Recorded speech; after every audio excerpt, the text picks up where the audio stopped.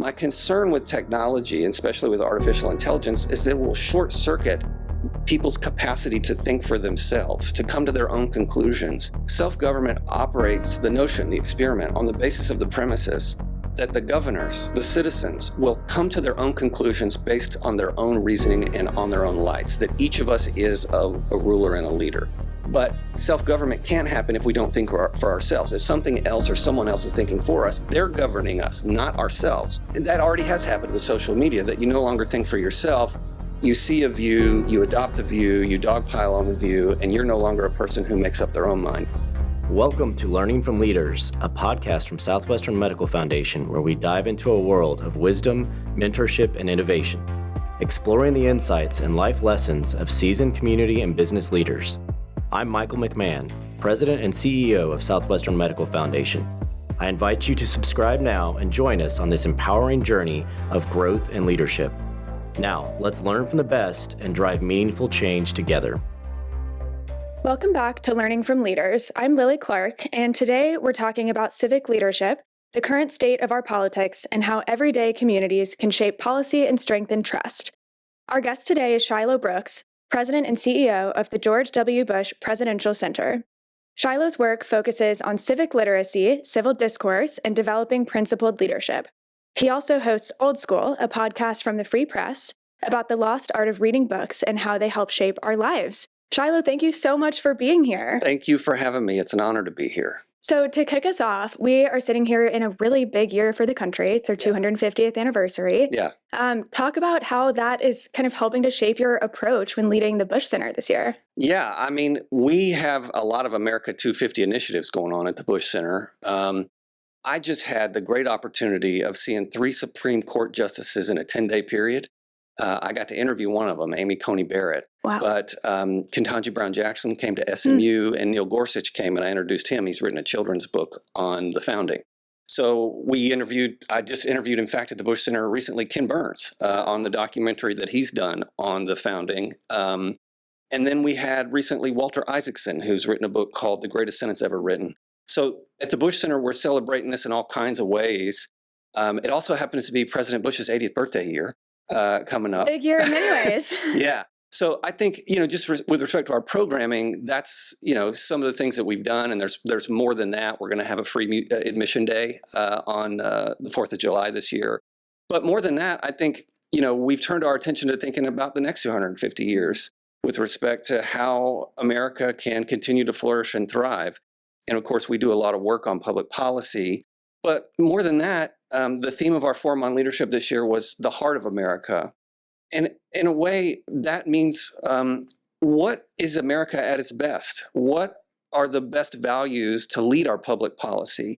What kind of people are the American people? What sorts of things have they accomplished? And what inner emotional intelligence, grit, fire, perseverance have they summoned in the past, whether it's at the founding, whether it's at the Civil War, whether it's at the Second World War, to always make sure that America leads in the world. And I think at the Bush Center, we're focused on preserving those aspects of American character and virtue for the next 250 years.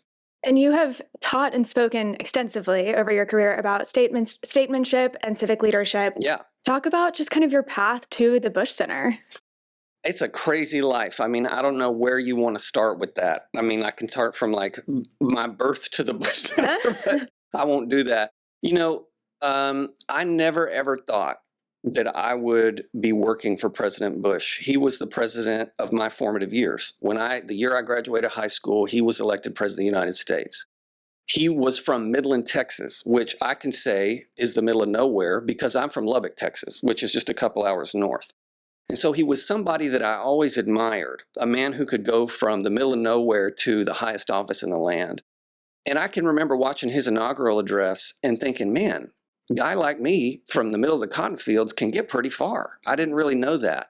And I didn't come from a family of means or anything like that. My father was, out of my life pretty early and ended up drinking himself to death. My mother was, married several times, and it was a rough upbringing.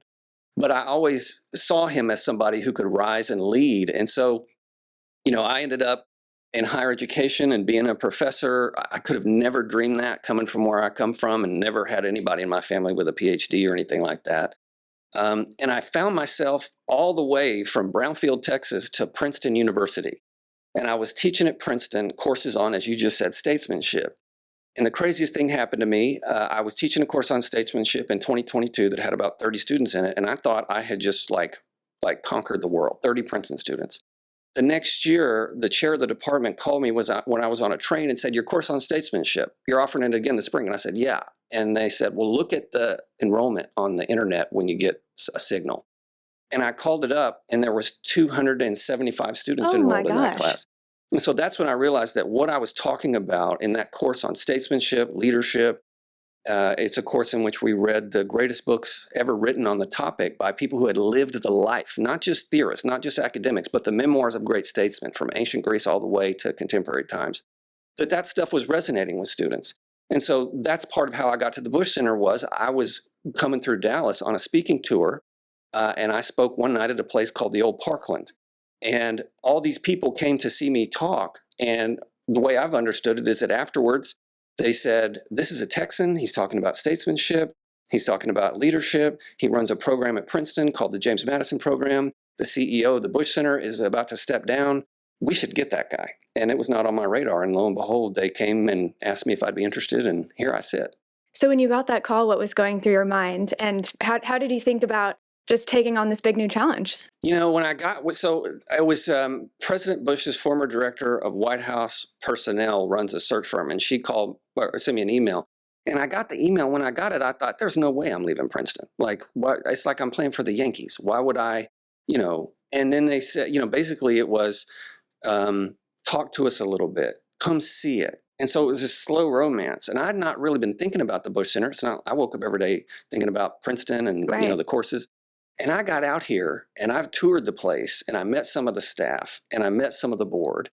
And eventually I met the president and I was just blown away. I mean, I'm sitting here teaching a big course in the Ivy League on statesmanship, and I'm here with the former president in the room talking to him about. It's pretty incredible. Yeah. So I think seeing that and just feeling that and the opportunity to come home, back to Texas. I'm a Texan. I'd been on the East Coast for a long time and going around various universities and making my career. It was just too good to pass up. So, that's why I came. And then once I got here, just meeting people, seeing the organization, feeling the power of what Dallas is, what SMU is becoming, what President Bush's legacy can be at a building and facility with a staff like that. It was just like a no-brainer. Absolutely. Yeah. So when you came in, how did you think about you have this history of extensive reading about leadership, and then you also have your experience leading classrooms, leading institutes. How did you think about merging those leadership principles into how you would come lead the Bush Center?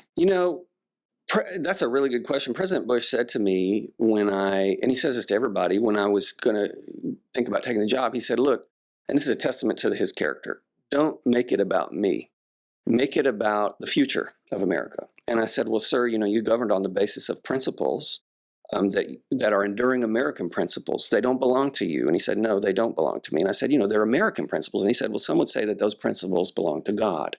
And then he said, take those and make those relevant to a new generation. And so when I got here, the opportunity to think about the way enduring American principles about equality, about opportunity, about freedom, about the dignity of all people, the power of a democratic republic, self-government.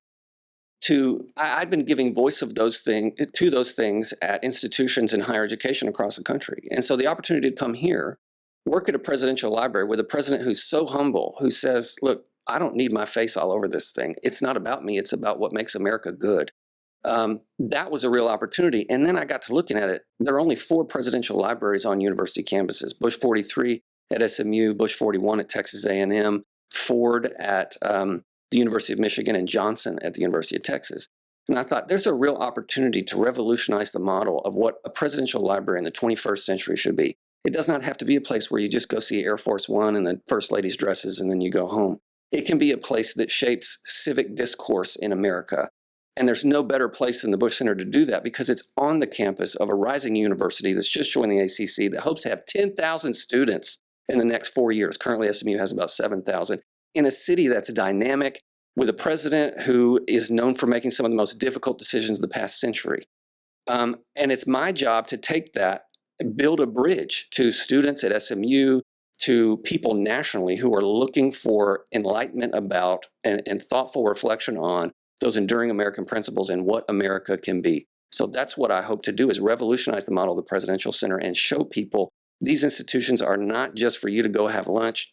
Please come have lunch in our cafe, but they're about engaging in our civic discourse. Right.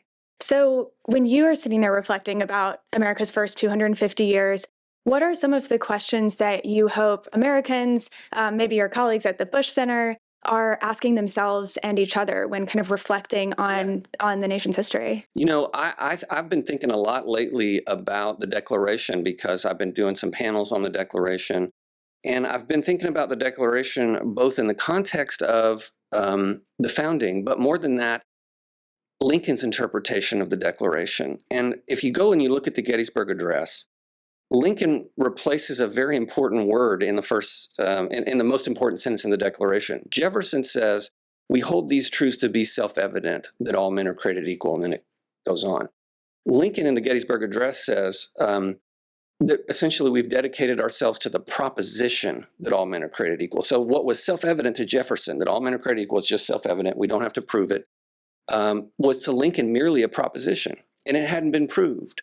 Why hadn't it been proved? Because he's standing on the battle of a civil war in which the question is, are all men really created equal? I don't know. We're about to fight this war. You see what I mean? It's a proposition merely, and it's up to us to prove that proposition. And so when I think about America at 250, I think about America not as a country that's finished. I think about it like Lincoln did, as a propositional, experimental nation whose future is still to be determined. And I know that sounds odd because it's 250 years old. But Lincoln, in the motion of events, saw America not as a settled thing, not as a settled question, not as a proven experiment, but merely as a hypothesis.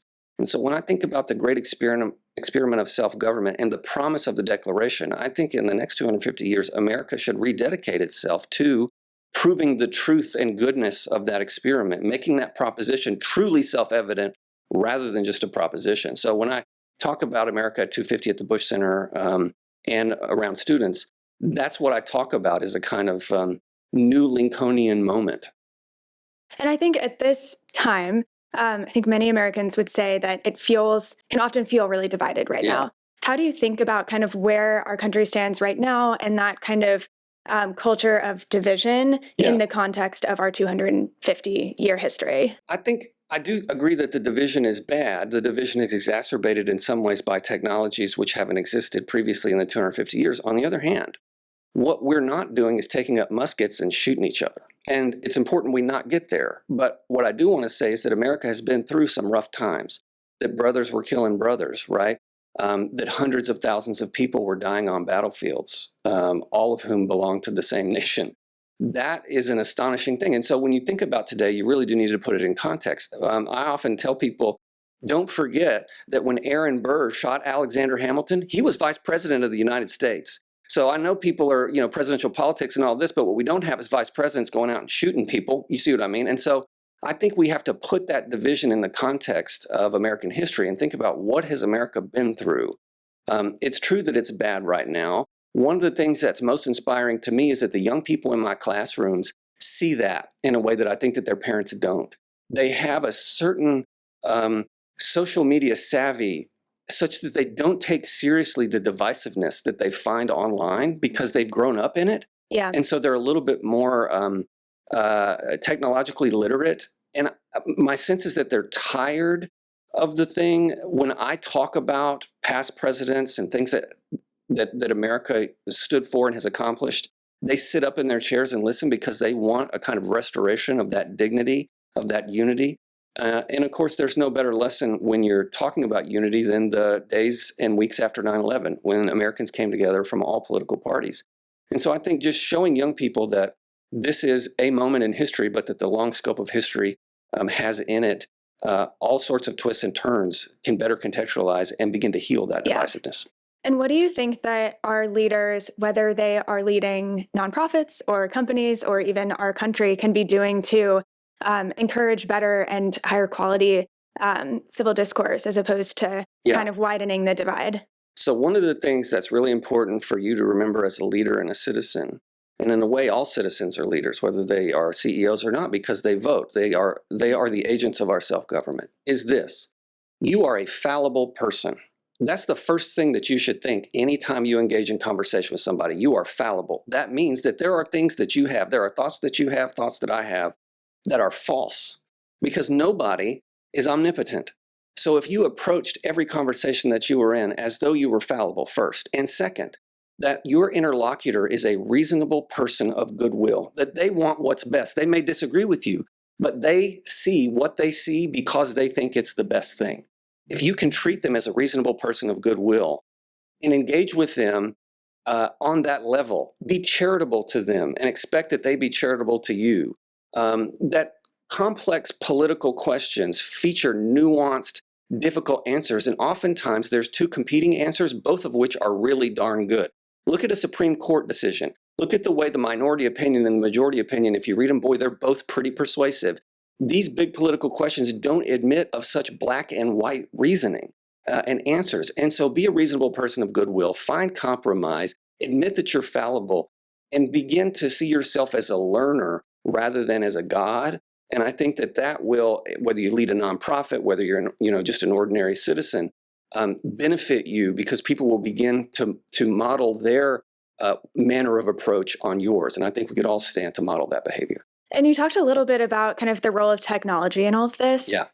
What are your thoughts on how, is technology, can it be a tool that can help create better civic discourse? Or is it something that, our society needs to find more ways to be mindful of? We'd love your thoughts on that. Well, it depends. Technology is a big term, right? There are medical technologies that can save people's life. Social media is a technology. AI is a technology.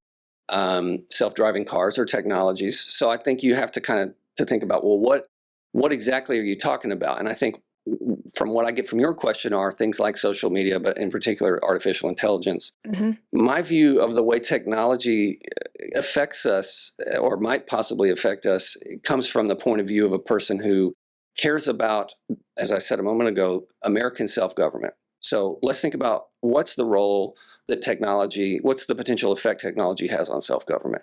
Self-government operates the notion, the experiment, on the basis of the premises that the governors, the citizens, will think for themselves, that they can make up their own minds, that they can look at a problem, come to their own conclusions based on their own reasoning and on their own lights, that each of us is a ruler and a leader. But self-government can't happen if we don't think for ourselves. If something else or someone else is thinking for us, they're governing us, not ourselves. My concern with technology, and especially with artificial intelligence, is that it will short-circuit people's capacity to think for themselves, to come to their own conclusions. And in a way, if that happens, and that already has happened with social media, that you no longer think for yourself, you see a view, you adopt the view, you dogpile on the view, and you're no longer a person who makes up their own mind. You're a person who is not a thinker for themselves. So my greatest concern with technology is that it will rob us of the capacity and potential to think for ourselves, not just in business, but in the grand civic experiment in which we're all engaged. And so my hope is that institutions of higher education can double down on the kind of education that cultivates the virtues of students to think for themselves, and that's a good way of combating what I think are some of the more deleterious effects of technology.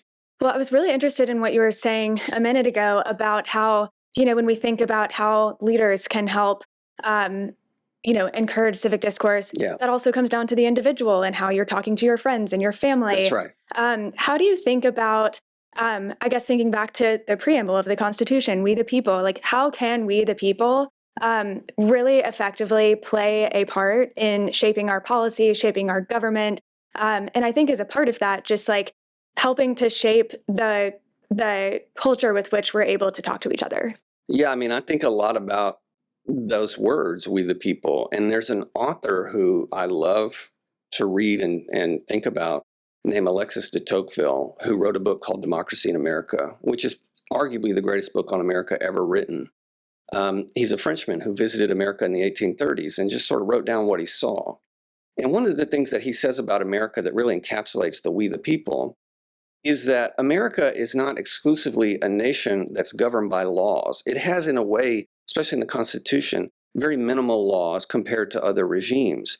The reason that it can do that is that what makes America so civically vibrant and in motion is that there are private associations all over in which people come together for causes that they care about. So the Constitution begins we the people, he says, but where you see the people in action is on a school board. Where you see them in action is running a program through their church. Where you see them in action is at the quilting club, at the Elks Lodge, right? That private associations are that feature of our regime which most radically change, especially our local polities. He says in France, we don't have any of that. If something needs to change locally, they send a minister from, the king to come and minister to us and tell us. The Americans do it for themselves. They gather, they raise money, and they affect change in their own local communities, and that's where their self-government comes from. So when I think about we the people and how we can participate,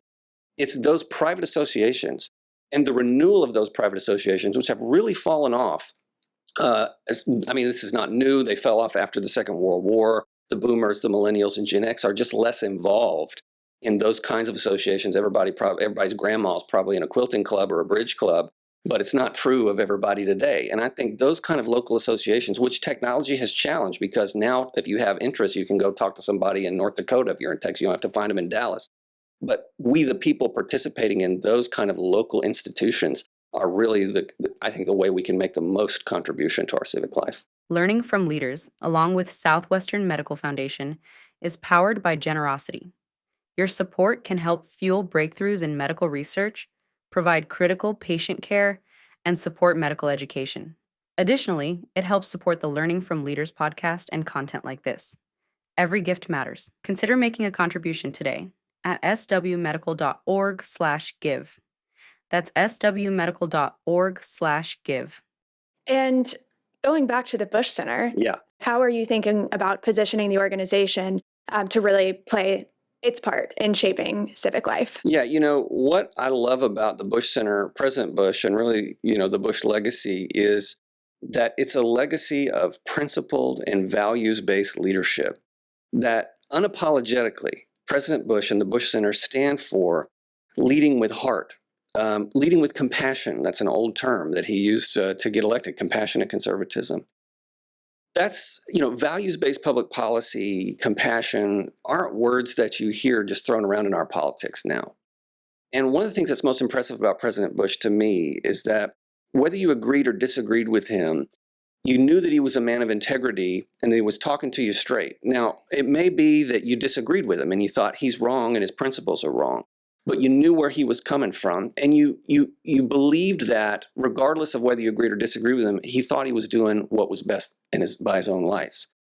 I think that kind of character, that way of using principles to lead, is what we can contribute to American political thought. I think when we think about global politics at the Bush Center, we can talk unapologetically about how nobody in this world wakes up and thinks, I don't want to be free today.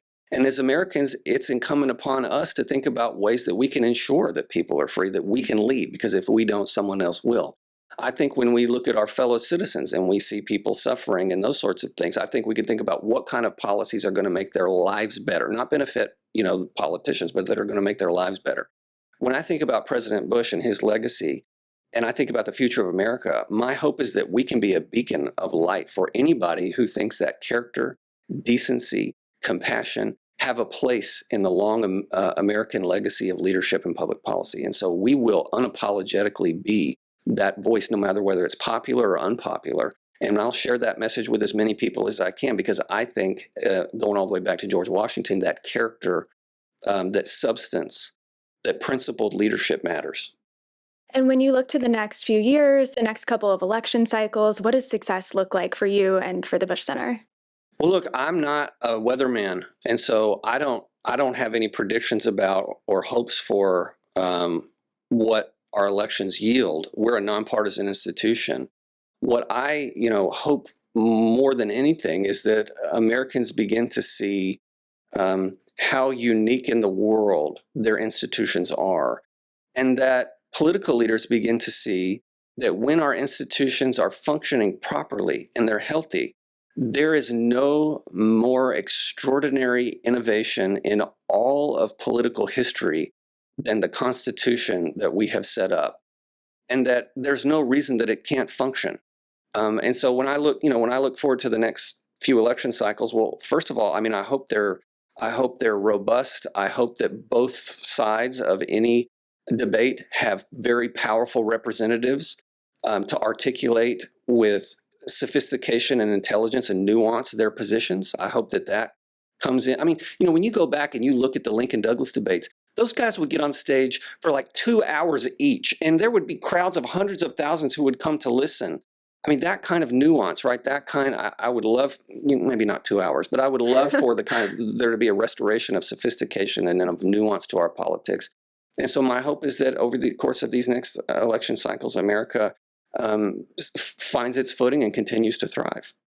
I think one of the things that also I'd really like to ask you about is that, of course, all this policy work takes resources. Yeah. And I think in our country, we have a particularly philanthropic community. Yeah. How do you think philanthropy plays a role in this? What do you think are the ways that it can be really beneficial? Like when you look back at the last 250 years, are there examples of, philanthropy and our individuals' generosity working really well in the space of policy? Yeah, I mean, I think so. I mean, I think broaden it out beyond policy. Just how has philanthropy shaped America? And I think, it's impossible to take stock of the kind of thing America has become over the past 250 years and not consider the impact that philanthropy has had. From my point of view, so I consider the Bush Center an educational institution, the same way I consider a university an educational institution. Our purpose is to educate Americans about,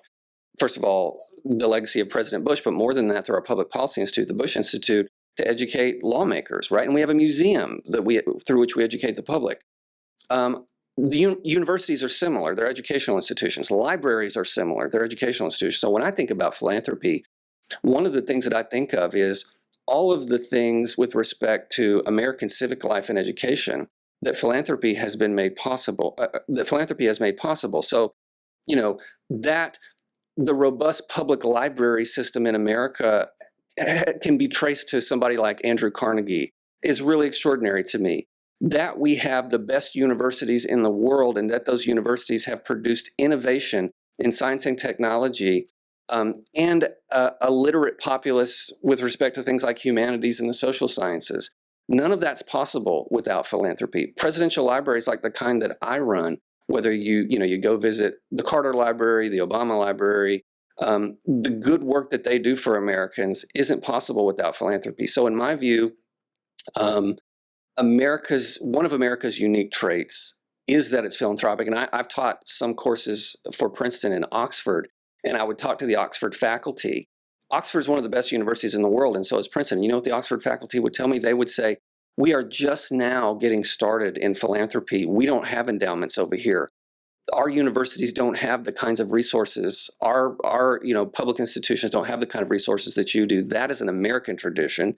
And they would just say to me, that's the reason, and in our view, that much of what you all do is so successful is that you have that robust tradition of philanthropy that we don't have.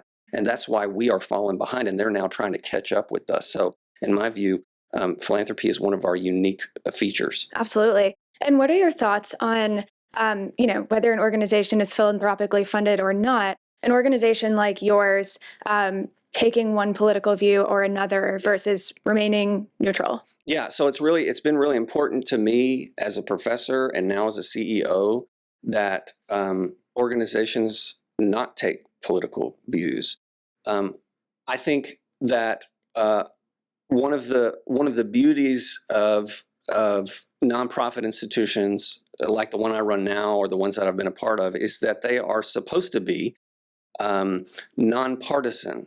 Of course, nonpartisan doesn't mean without political philosophy. After all, you can have a political philosophy and not be partisan. And so I think you can have an institution like the Bush Center that's looking to articulate and exposit conservative principles. But what conservative principles don't always mean is the Republican Party's current agenda. What are the deepest conservative principles, and what principles should guide us? And the same should be true on the other side. If the Brookings Institute wants to say, here's what liberal, democratic, progressive principles are, they should, right? And we should let those two positions win on their merits. But what we shouldn't do, in my view, at universities or at presidential libraries and nonprofits is take money as a vehicle for the furthering of a particular political agenda. And I think you have to be clear with people that that's not the business that at least that's not the business that I'm in. And if they want to get in that business, maybe there are people out there who will engage in that. But from my point of view, we want people to understand what our mission is. We want to have an impact, but we want to work with our donors to make sure that whatever money they give has a desirable impact. But at the same time, we're not in the business of the politics of the day. We're in the business of a long game of educating people. Mm-hmm. So shifting gears a little bit, I would love to dive more deeply into our earlier conversation about just how you view great leadership. Yeah. And when you look at kind of all of the leaders that you've studied and your own experiences and across industries, what do you view as, if you could name one thing that you would think is like the foundational leadership quality? So you're lucky that I teach a course on this. The one thing that I think could be, I mean, there are many, but the one that always stands out to me when I think about the best who have ever done it is that they were curious people. So, I have reflected on this a lot. And when I look at people like Winston Churchill, when I look at people like Abraham Lincoln, when I look at people like Theodore Roosevelt, the one thing that unites them is that they were all leaders of tremendous curiosity whose souls spoke volumes. So, Churchill painted 500 canvases. He also has a collected works that are bigger than Shakespeare and Dickens combined, the two greatest English writers, right? He also happens to have been Prime Minister of England during the most difficult period of its history. That's one life. That's one life to write more than Shakespeare and Dickens combined, to paint 500 canvases, to save Europe and the United States, or at least play a crucial role in saving them from the specter of National Socialism. In one life, when I look at Abraham Lincoln, the books that he loved were Shakespeare, a Greek geometry expert named Euclid, the Bible. They were always searching. President Bush is this way. He insisted that whenever he was going to make a decision, experts come to him with competing positions, articulate the most powerful arguments on either side, and then he would decide. He's relentlessly curious. He read 14 biographies of Abraham Lincoln in office. He had a reading contest with one of his closest aides the year after he was president, and he read 100 and some books. I think any leader of a business, to say nothing of a president, needs to be a person who's constantly learning, who's relentlessly curious and intellectually athletic. And what is a leadership quality that you've learned from President Bush and your experience working with him? I think one of the things there's so many, but one of the things that defines President Bush, in my view, is that when he walks into a room, everybody in the room thinks that he's the most important man in the room because he was a two-term American president. What he does is make it clear to you that you're the most important person in the room, that he is there to serve you, that he's a man of great humility, that the American people are greater than any one man. And, he always says in public and in private that the Oval Office is not a pulpit. It's a place that's occupied for a short period of time, and you will leave, and there will be another occupant, and there will be another occupant after that. And so the way that he is a man, and so was his father, of noble public service, of decency, of humility, those are the qualities that I want to absorb and that I've absorbed most proudly from him. Are there any leadership lessons that you feel you've needed to unlearn over the course of your career? Yeah, I think just with this new role at the Bush Center, I think one of the things that I've needed to unlearn is, when you're an academic, your words can kind of like flow out of you, and that's what people are there to hear. I think as a leader of an institution, it's important to me to remember that, like, unlike academia where people are like assembled to hear from you, you need to be sure, first of all, that you trust your team, and second of all, that they are getting to talk, that they are getting to weigh in. You're not there to hold court. You're not there the way you might be in a classroom. And so I think for me, I have welcomed the opportunity not to have to just bloviate for an hour, but to have people around me who I trust, who are smarter than me at the things they do. The leader of our development team is better at development than me. Our CFO is better at finance than me. The leader of the Bush Institute is better at public policy and knows more about it than me. I would be crazy to marginalize those people. So it has been a wonderful opportunity for me as a leader to step back from like, you're the thing, start talking, and say, you know what, I want to become a student again. Teach me how I can better engage in fundraising. Teach me how I can better articulate the principles of our public policy. That's been really great. I think it's a great lesson. Yeah. And one of the questions that we always ask our guests on Learning from Leaders is, who is a leader that you think has most shaped your leadership style? And I know you've already mentioned many of them today. Yeah, I can do it. If you had to pick one. Do they have to be living or dead? No. And do I have to have known them personally or not? Anyone. Okay, so I'm going to pick a dead person who no one's ever heard of, and be the only time anyone ever does this on the podcast. There is an ancient Greek, and his name is Xenophon. I know that's hard. It starts with an X. His name is Xenophon. He lived about 2,500 years ago. If you know who Socrates is, and many people do, the greatest Greek philosopher, Socrates had two students. Socrates never wrote anything down, but he had two students who did. One is called Plato. Everyone knows Plato. The other is called Xenophon. Xenophon was a student of Socrates who lived a robust political life. He was an anonymous soldier in a Greek mercenary army that got stranded in Persia. He ended up rising to the level from anonymous soldier to general of that army, like basically overnight, and led 10,000 Greeks out of a hostile Persia back to Greece, then retired to a life in which he wrote books that reflect on the nature of virtue, justice, and leadership. His life as a man both of theory and practice, the same like a Churchill, who was a writer and a historian, but also a man of practice, a Lincoln, who was a thinker, a poet. I mean, look at the Gettysburg Address in the second inaugural, but also a leader of practice. He was in the mix. He wasn't just, on his hill thinking. Xenophon is the kind of prototype of that kind of leader for me. And so he has shaped just the way, even though he's 2,500 years old, the way I think about my own activity in life. So we mentioned earlier that you host a podcast called Old School. Can you, for anyone who's not familiar with it, first of all, tell us a little bit about the podcast? And second of all, why do you think that reading is so critical to becoming an exceptional leader? Yeah, so Old School was born of the fact that I think books can change people's lives. Now, here's what I mean. I ask this question on the podcast all the time.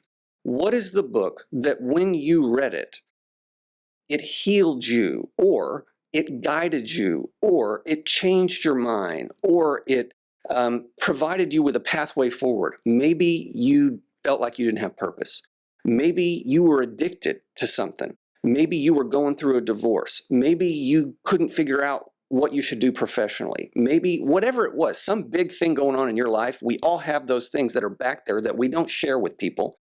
It is possible for you to pick up a book and for that book to shed light on it. That book changes your life. It might not be your favorite book. Your favorite book might be Jane Austen's Pride and Prejudice, but the book that changed your life might be Dostoevsky's Brothers Karamazov. And so what is the book that changed your life? So Old School was born of that thought. It was also born of the notion that men in particular don't read as much as women. This is just statistically true. Women buy many more books than men. Women now attend college at a higher rate than men. Women publish, especially fiction, much more than men and consume it more than men. And so I was worried in particular that males were falling away from reading. In K-12 education, young men are, unlike girls, generally at least a year behind grade level in reading. And so I wanted to really show in particular that audience. Old School's for everybody, but when I was thinking of the podcast, that's what I was thinking of. And so I wanted to show people that books are more than just objects of academic or scholarly inquiry. They're more than information. They can shape you I have a book that changed my life that I can talk about.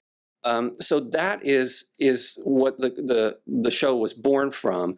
Why I think leaders should read is that what reading gives you is the right to access situations and emotions that you would not encounter in your life. Reading takes you places that you could not go. I have in mind, if you read Homer's Odyssey, you go back to ancient Greece and you become a Greek warrior. That's amazing. Then if you go forward in time and read, say, the biography of Sandra Day O'Connor, the first female Supreme Court justice, you get to live her life too. The problem that people don't see is that your life, and I don't know if anybody, your life is boring. You're one person, it's narrow and it's boring, and you get to live one life. What reading does is it permits you to live 1,000 lives, to be an adventurer of the mind and of the spirit, and to become fuller. And I think any leader who's trying to make good decisions and think about the human condition and the circumstances in which we find ourselves would benefit by living the lives of 1,000 people. And that's what reading can do for you. So I am going to ask you to answer your own question. Yeah. What is the book that has healed you or guided you or changed your life? So when I was young, like I said, I came from pretty rough circumstances, but I was always a reader. I wasn't even a very good student in school. I could have not been admitted to any of the universities at which I have taught. But there was a book that I encountered because I was a reader and I would read books. I wasn't going to take your test. I didn't care about the SAT. I didn't care about homework. I wouldn't do it. Give me an F. I don't care. But I would read books. Well, I fell in love as a young man with F. Scott Fitzgerald, and I read a book in high school called The Great Gatsby, which everyone's heard of. It's an American classic. But when I got out and I was working at my local shopping mall, wondering whether I would go to college, wondering whether I had a future, I read F. Scott Fitzgerald's first novel. It's called This Side of Paradise. It is not his best novel. If you're looking for a Fitzgerald novel recommendation, read The Great Gatsby or Tender is the Night. However, his first novel, written when he was 23, was called This Side of Paradise. This Side of Paradise is about a young man from Minnesota named Amory Blaine who goes to Princeton. When he gets there, he discovers a literary life, a philosophic life, that there are other people who are reflecting on beautiful literature, on big philosophic questions, on poetry. I never knew that that was possible. I didn't come from an educated family. So when I saw that universities were places where there were young people asking big questions, who had a taste for history, philosophy, it awakened in me a desire to go get an education. Without that book, I would not be sitting here because I didn't know what college was, but I got to live his life at Princeton when I was 18 on the West Texas Plains. I had never even been to the East Coast. That's what a book can do for you. And now I've taught at Princeton. I could not have dreamed of that, right? And I'm sitting here at the Bush Center. So at any rate, that book, that one book, gave me everything I have. So Shilo, before we wrap up, we have a quick round of rapid fire questions. Okay. So just first thing that comes to mind. So the first one is, what is a topic besides political science that you love most that might surprise people? Outlaw country music. Waylon Jennings, Willie Nelson, Merle Haggard, continued by Chris Stapleton and Eric Church. Those guys are storytellers, and they're storytellers about a place that I love in a way, kind of rural. And so that music to me is poetry. Okay, if you could have dinner with one historical non-living president, who would you pick? Oh, geez, the hardest question ever. The hardest question ever. Well, I mean, so like the right answer is Abraham Lincoln. Like everybody has to pick Lincoln or Washington. I'm not going to do it. Even though my right answer is Lincoln, I want everybody to know that. My heart says Theodore Roosevelt. And the reason is that Theodore Roosevelt was a man of so much vitality and curiosity. He wrote 23 volumes of work in addition to being a hunter, in addition to being vice president of the United States, president of the United States, governor of New York, secretary of the Navy, New York councilman, rancher.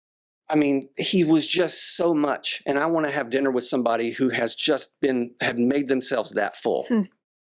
When hosting guests in Dallas, where is the first place you take them? The baggage claim. Fair.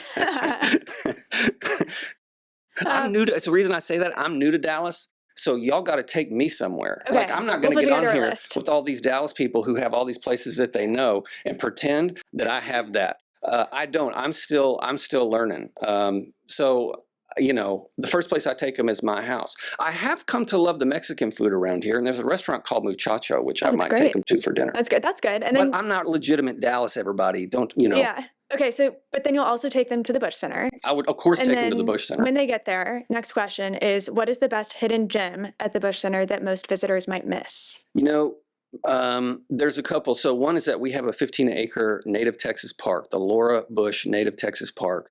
That native Texas park has restored prairie grasses, all native Texas flowers. If you come in the spring, you'll see the bluebonnets and the Indian paintbrush and everything blooming. That is a beautiful hidden gem in the center of an otherwise busy Dallas. So I think go and walk around the trails at the Laura Bush Native Texas Park. The other hidden gem at the Bush Center is that about midway through the Bush Museum, the Museum of President and Mrs. Bush's Lives, there is a rose garden. They will both be buried in that rose garden on our premises. And I think to go out there and stand there, it's a beautiful, very private place, a place where you can think, and I think it will be even more special in the future, but it's something that a lot of people miss as they're just going through the museum. Okay. And last question is, what is the most old school habit you practice in your daily life? I'm a real analog. So like when I write, I do it by hand. I love analog music. Like I don't want computer music, give me analog music. I read paper books. I think, and I'm not wholly anti-technology, but I do think there's something to be said for living a life in physical reality. That is healthy, Yeah. I would say. Yeah. Well, Shilo, thank you so much for being here. It was really, really great to have you on. Thank you. And thank you to our listeners of Learning from Leaders for listening. We'll include links in the description to learn more about the Bush Center and Old School with Shilo Brooks, and we will see you next time. Thanks for listening to Learning from Leaders. If you enjoyed this episode, we invite you to subscribe now for monthly episode drops so that you can continue to learn from experienced business and community leaders to help you drive meaningful change in your community.